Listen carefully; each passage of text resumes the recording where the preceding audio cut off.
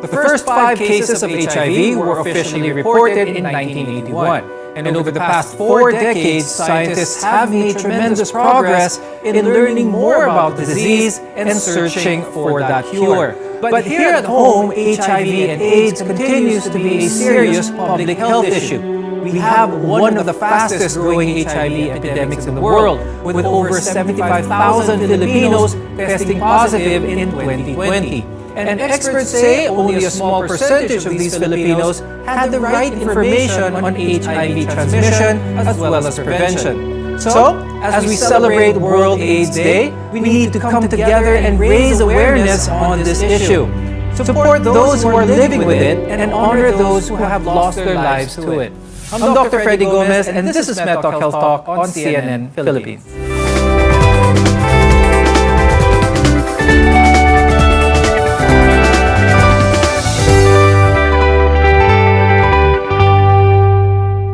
As we continue to deal with the effects of one pandemic, we urgently need to double our efforts into a growing problem here at home: HIV and AIDS. Our guests are here today to tell us more about the condition and how we can be a part of the solution. Let's welcome Dr. Carl Henson. He's an infectious disease specialist from the Medical City. Also with us is Dr. Ronvin Pagtakan. He is the founder and CEO of Love Yourself Incorporated. Thank you both for joining us on this program and this very important topic that we have. Now, I'll start first with Dr. Carl. Bakit nagkaganon? What's happening? And who are the most affected by this? When people have sexual relations, they're not using the correct protection. And we see more and more, at least I have a lot of patients these days who have multiple sexual partners. So the usual risk factors for HIV, we see it a lot in young people. It's actually not just young people. We see it a lot in society these days. So, and that's why I think it's very important for us to emphasize the need to educate for the youth of safe sexual practices, etc. Now, the number of cases among males having sex with males has significantly increased. But as we mentioned, majority of these Filipinos weren't even aware of the disease and its complications. Dr. Vin, can we pinpoint this to a lack of education kung bakit tayo one of the highest countries in the world actually na steady ang akyat ng HIV and AIDS? Is it purely or predominantly the lack of education? Well, it's multiple factors. Number one is people are becoming a little bit aware, but they do not understand the consequences of their actions. For example, when people engage in unprotected penetrative sex, because sex is very accessible nowadays. Despite the pandemic, we saw an increasing number of cases in the country. For example, just from January to September, we had almost 100,000 newly diagnosed people living with HIV despite the pandemic. And just this September, with the latest HARP report from the Department of Health, we had 980 cases. And this is not just because of lack of awareness, because, information is there already, but call to action mainly ang kailangan natin. We need people to understand the concept of combination prevention when it comes to HIV. But for now, let's talk about the human immunodeficiency virus, or HIV. Dr. Carl, for someone who's heard of this just for the first time, how would you explain it? What exactly is HIV? So HIV is human immunodeficiency virus, like you said. No? So it's a virus, and viruses by nature do not have their own reproductive capacity. They need a host cell, and they use the host cell to replicate. HIV, the host cell is yung immune system ng tao, specifically CD4 positive cells. Essentially, the virus attacks our immune system, specifically CD4 positive cells. If they attack these cells, eventually these cells will become infected and they will die. At the initial point of infection, the person with the CD4 positive cells will have a lot of it. But if the infection becomes continuous, unabated, and untreated, you will run out of CD4 positive cells. Okay. And if you run out of CD4 positive cells, that's when you see all these opportunistic infections, no? The signs of a weakened immune system.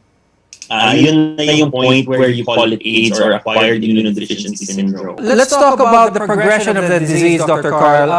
Tell us what happens to a person on day one once they're infected. When someone gets infected with HIV, the virus takes a couple of days, no, to establish an infection. It will for a while circulate in the blood before really establishing or infecting cells that parang in the immune system. So it establishes an infection in the immune system lining our gut, etc., no, our lymph nodes. And once the virus takes a hold of the immune system, it unfortunately becomes a permanent feature of that immune system. At the current level of technology, we have no way of curing HIV. Dr. Vin, when it comes to the initial phases ng HIV, a lot of those infected may misconstrue or pwede nilang pagkamalan yung mga initial symptoms ng HIV na meron silang lagnat. Is this possible? What are some of the signs, Doc Vin, na nag-uumpisa na ang HIV? A person can experience acute retroviral syndrome, but it's really non-specific. That's why whenever we have patients, we always encourage our patients who are sexually active, who are showing signs and symptoms of potential HIV, which are common infections, which are recurrent, like sore throat, flu-like symptoms, to get themselves tested every 6 months. So the only bulletproof way that you would know that you have HIV is for you to get yourself tested. People develop, pneumonia that's caused by fungi. When in fact, you usually see fungi lang sa skin. So these are red flags already for doctors and healthcare providers to think na, this client might have HIV. But the only way for us to make sure that it is really HIV is for that client to get him or herself tested. When it comes to testing for HIV, how sensitive are the tests? How soon can they detect that someone is HIV positive? Before, when you have HIV, you need to wait for 2 to 3 months for you to get yourself tested if you think you were exposed to HIV. But the newest innovation that we have, we brought it last year in the Philippines during the height of the pandemic, is the self-testing kit. So the Sure Check self-test kit, it just needs 3 weeks from your last unprotected penetrative sexual intercourse for it to detect if you have HIV. Where can someone avail of this home test kit for HIV, Dr. Vin? Because I think this is one of the reasons why maybe a lot of people are not getting tested is the privacy factor of it. They can just visit www.loveyourself.ph or go to bit.ly/selfcareph because self-care kits are not readily available in markets or pharmacies. You can only avail it through the program that we have called Self-Care. Okay. So it's free and you can access it through our website lang. HIV and AIDS can cause a number of complications like opportunistic infections as well as cancers. We'll discuss this after a short break. So stay with us on Med Talk Health Talk only on CNN Philippines.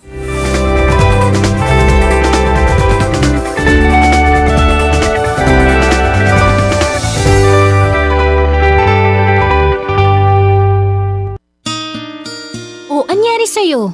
Ba't nakasimangot ka? Alam ko na. Masakit ang katawan mo, ano? Sa sobrang trabaho? O di kaya masakit ang ulo sa sobrang stress? Break ka muna. Hinga ng malalim at imasahe ang ulo mo gamit ang Herbalaya Liniment Oil. Ako rin ganun eh. Kaya pag mataas ang tensyon sa trabaho, mag-Herbalaya break ka muna. Herbalaya Liniment Oil. Amoy na kaaya-aya. Sa bawat pahid ay ginhawa.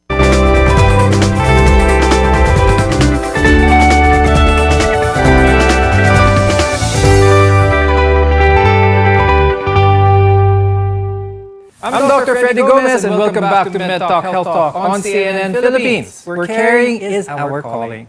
HIV is a virus that attacks our immune system, and this means that the disease can weaken your defense against many other opportunistic infections as well as malignancies. Having a healthy lifestyle and taking your treatment is key in preventing its progression. Dr. Carl, let's talk about some of these. Ano ba yung opportunistic infections bakit ito madalas makikita with someone with AIDS? We call it opportunistic infections for a reason. No? In patient or in someone with a normal immune system, these infections normally don't cause problems. Earlier on, si Dr. Vin mentioned fungal pneumonias. No? Fungi normally doesn't cause problems in someone with a good immune system.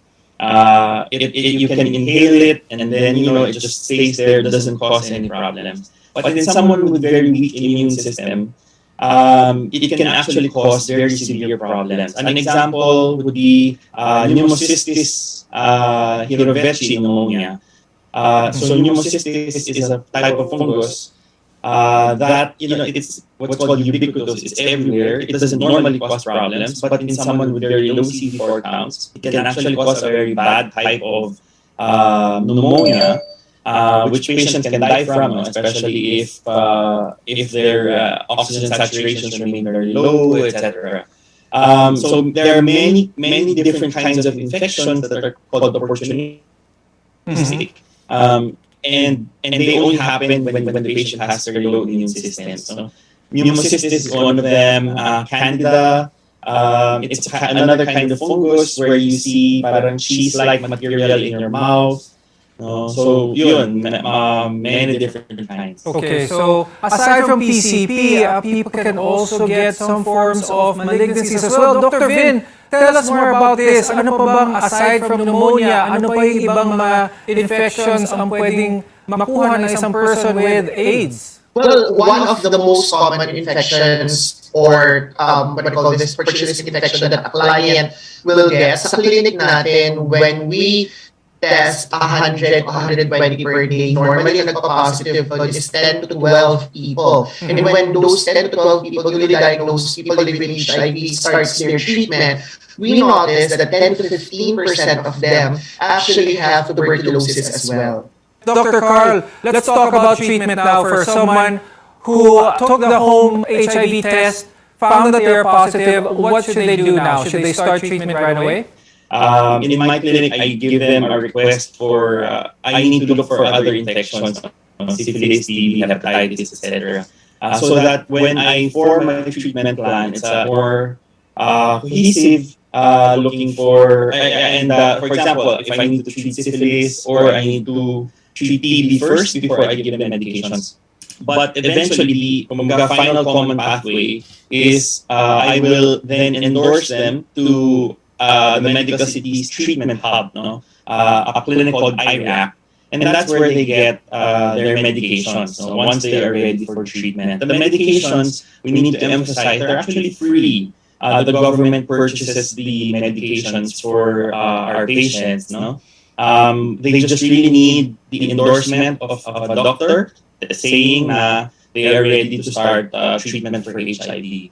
The medications, in most cases, the medications are the 3-in-1 pills. When we treat HIV, they need 3 medications ideally. And in the Philippines, there are 2 forms where the 3 medications are rolled into 1 pill. So you only need to take 1 pill per day. And that really is the start of the treatment for HIV. Okay, that's very good because right now the current treatment is 1 pill per day as opposed to treatment as it was several years ago. So there's better patient compliance nowadays when it comes to treatment. Now, Dr. Vin, when it comes to the treatment of HIV, sabi ni Dr. Carl, this is free. Is treatment also available at Love Yourself PH? Kailangan bang may qualification ito or whether can afford or hindi maka-afford, bata or matanda will be able to avail of treatment for HIV?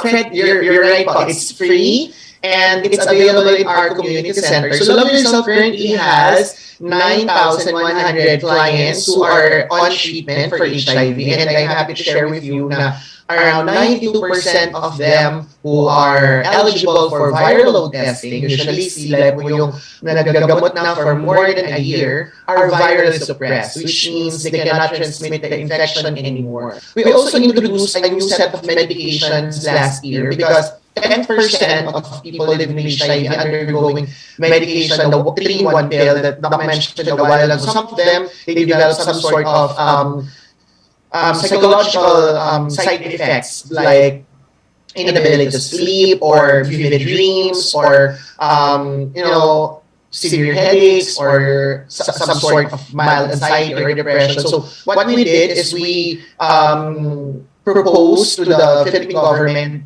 to start and introduce a new drug called dolutegravir, which is the same drug, but it does not have the side effects of the previous generation of drug. We have life coaches who will assess the psychological needs of our clients. So kailangan lang lakasan ng loob ng ating mga kababayan and get themselves tested. With proper treatment and a healthy lifestyle, many people living with HIV and AIDS can expect a near to normal lifespan. But ultimately, the search for the cure is still on the way. Now, the best thing that you can do is to take steps in your everyday to prevent the transmission of this virus. Now, more on this when we return. Your health is our mission here on MedTalk Health Talk. You're watching CNN Philippines.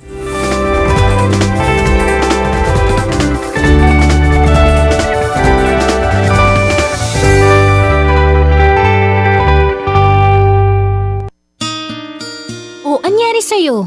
Ba't nakasimangot ka? Alam ko na. Masakit ang katawan mo, ano? Sa sobrang trabaho? O di kaya masakit ang ulo sa sobrang stress? Break ka muna. Hinga ng malalim at imasahe ang ulo mo gamit ang Herbalaya Liniment Oil. Ako rin ganun eh. Kaya pag mataas ang tensyon sa trabaho, mag-Herbalaya break ka muna. Herbalaya Liniment Oil. Amoy na kaaya-aya. Sa bawat pahid ay ginhawa.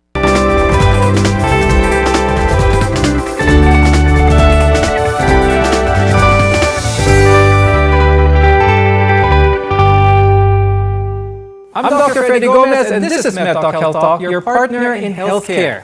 HIV is a lifelong condition, but as mentioned, having HIV is not a death sentence. Now, understanding how it's transmitted and how to prevent it can make a huge difference. Dr. Carl, let's re-emphasize the ways in which HIV is transmitted. And could you clarify, can HIV be contracted if bodily fluids is ingested? It's a very small risk, but the risk is not zero. No? So when you look at the textbooks, really the most important mode of transmission is sexual intercourse. So the infected fluid are the semen, the vaginal secretions. No? Yun yung number one talaga na nakaka-transmit, and blood, of course. Okay. Blood is maybe the ultimate mode of transmission. Okay.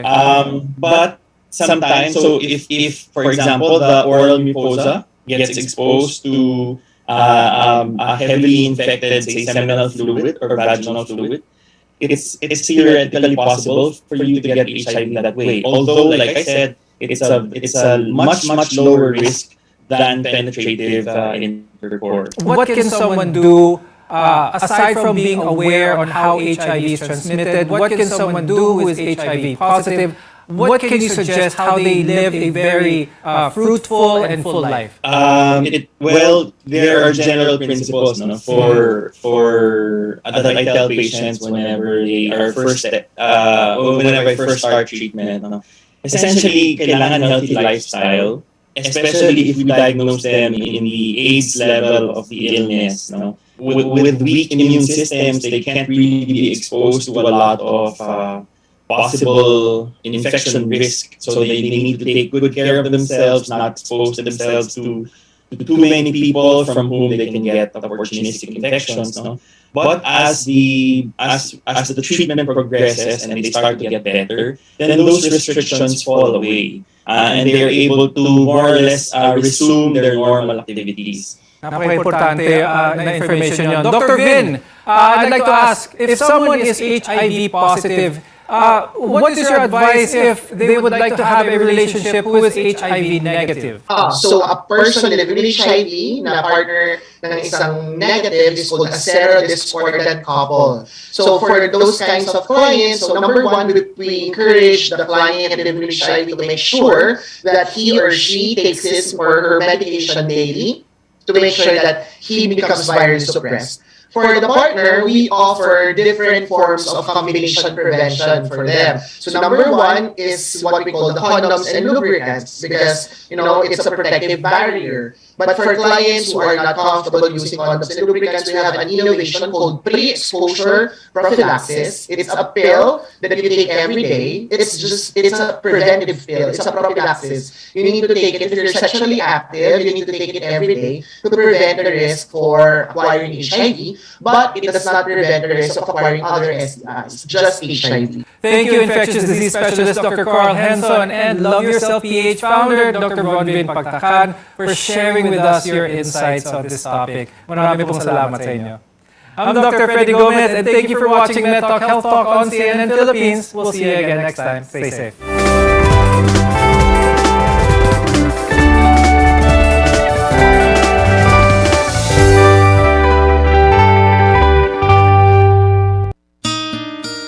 Anyari sa'yo? Ba't nakasimangot ka? Alam ko na. Masakit ang katawan mo, ano? Sa sobrang trabaho? O di kaya masakit ang ulo sa sobrang stress? Break ka muna. Hinga ng malalim at imasahe ang ulo mo gamit ang Herbalaya Liniment Oil. Ako rin ganun eh. Kaya pag mataas ang tensyon sa trabaho, mag-Herbalaya break ka muna. Herbalaya Liniment Oil. Amoy na kaaya-aya. Sa bawat pahid ay ginhawa. Loren Legarda po. 18 years akong senador at nagsulong ng mga batas na nakakatulong sa mga nangangailangan. Free college education law. Para sa aming edukasyon. MSME law. Batas para sa aming kabuhayan. Climate Change Act. Mga batas para sa kalikasan at climate change. Mga batas na ginawa ko na napapakinabangan ngayon. Sana makatulong pa ako sa mas marami. Loren Legarda,